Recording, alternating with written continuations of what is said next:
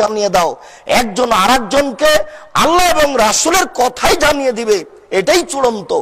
দাওয়াতই হচ্ছে আল্লাহ এবং আল্লাহ রাসূলের কথা, দাওয়াতই হচ্ছে আল্লাহ এবং আল্লাহ রাসূলের কথা।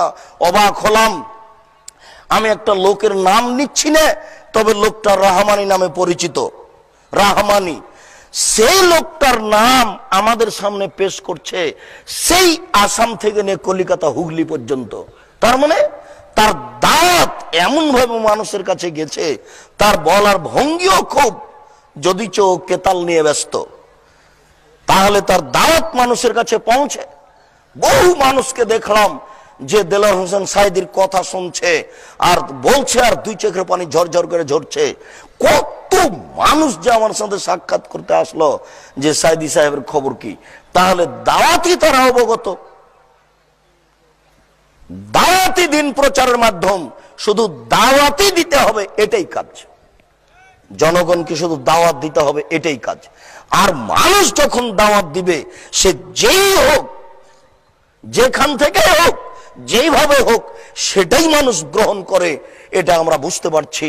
নইলে এত বড় ভূখণ্ডে এমন ব্যক্তির কথা মানুষে বলে কেন? সম্মানিত উপস্থিতি, আমি একটা লোকের নাম নিচ্ছি না, তবে লোকটা রহমানি নামে পরিচিত।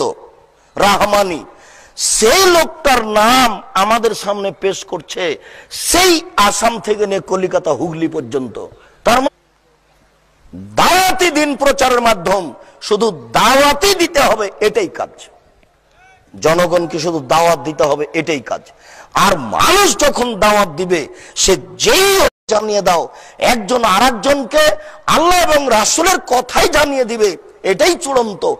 দাওয়াতই হচ্ছে আল্লাহ এবং আল্লাহ রাসূলের কথা, দাওয়াতই হচ্ছে আল্লাহ এবং আল্লাহ রাসূলের কথা। অবাক হলাম যে দেলোয়ার হোসেন সাঈদীর কথা শুনছে আর বলছে, আর দুই চোখের পানি ঝরঝর করে ঝরছে।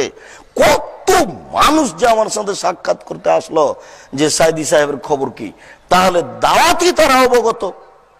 মানে তার দাওয়াত এমন ভাবে মানুষের কাছে গেছে, তার বলার ভঙ্গিও খুব, যদি চো কেতাল নিয়ে ব্যস্ত, তাহলে তার দাওয়াত মানুষের কাছে পৌঁছে। বহু মানুষকে দেখলাম